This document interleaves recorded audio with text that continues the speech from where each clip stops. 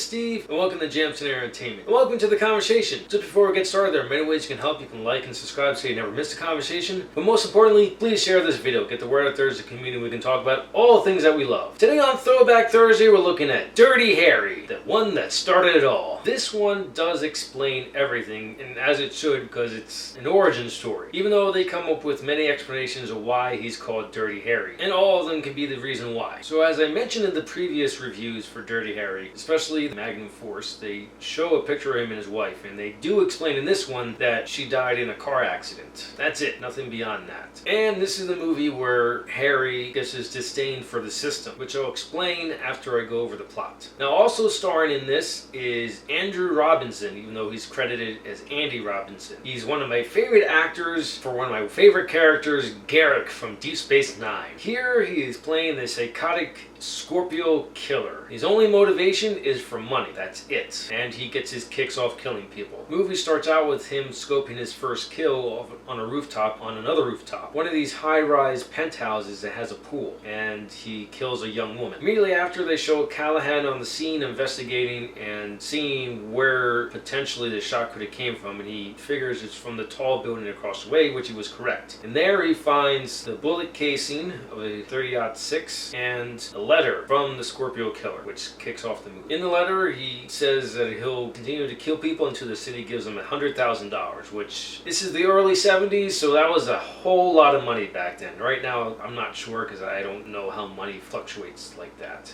And from then on, the movie is a game of cat and mouse between Callahan and the Scorpio killer. And it goes back and forth between them being the cat or the mouse. And it's an interesting dynamic that the movie portrays between the two of them. And also here starts the, I don't know if running gag is the correct term for it, but where Callahan gets the reputation of going through partners. In fact, they actually start him with that reputation. His current partner's in the hospital. Part of the game of cat and mouse, this is when Callahan is the mouse, and the Scorpio killer sends him on a task. And the clock is ticking because a 14-year-old girl's life is in danger. The Scorpio killer buried her alive, and oxygen is running out. And the city is going to pay the ransom, and Callahan is the courier. Well, the Scorpio killer sends him from payphone to payphone, really getting a kick out of controlling this police officer, and holding two lives in his hand, the Callahan's and the girl's. This part of the movie may sound familiar. I'm pretty sure this is part of the plot in the second Die Hard movie. So the Dirty Harry series has influenced other cop movies, which is no surprise. Clint Eastwood is a huge influential figure in Hollywood. This is my third time watching this movie, and my skin still crawls every time I see Andrew Robinson play this role. What sets this movie apart from the other movies, aside from being the first one, is that Callahan does something that's not addressed in the other movies. I'm not going to go into detail of what that is, because I don't want to spoil anything, but it's just interesting to see that this thing happened. I will say that it is part of his disdain for the system. And to continue not to spoil things, I won't go into how and why he gains disdain for the system, because this movie is just too enjoyable to ruin it for anyone else. On the whole, the Dirty Harry series is fun to watch. I would upgrade from the DVD